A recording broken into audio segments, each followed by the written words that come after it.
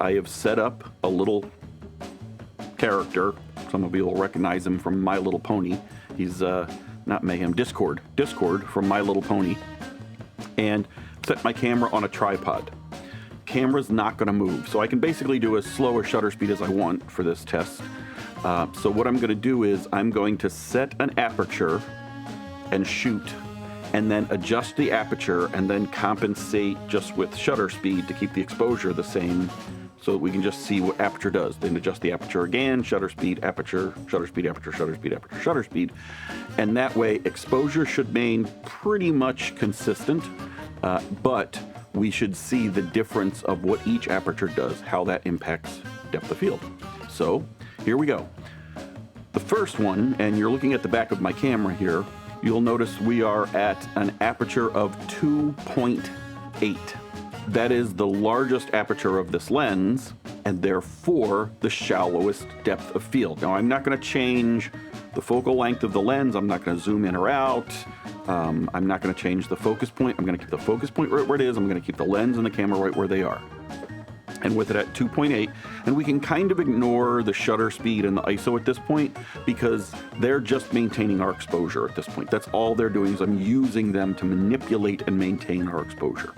So at 2.8, here's the shot.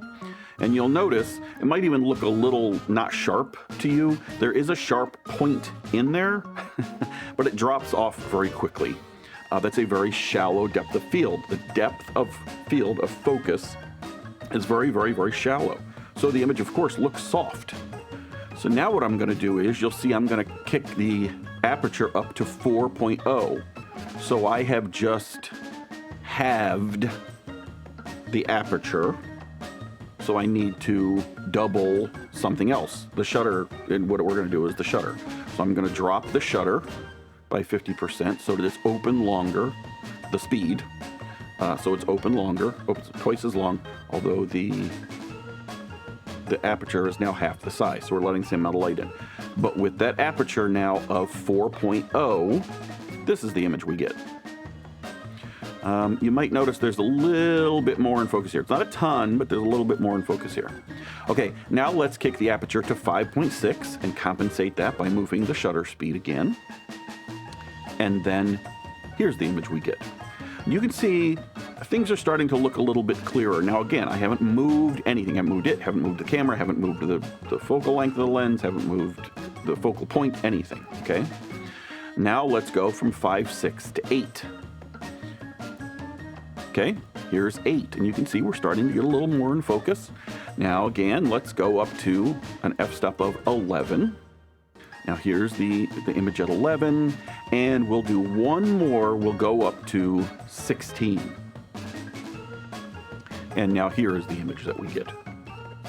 So that is how simply changed. So changing those other two was just how long the shutter was open, because really we only changed shutter speed.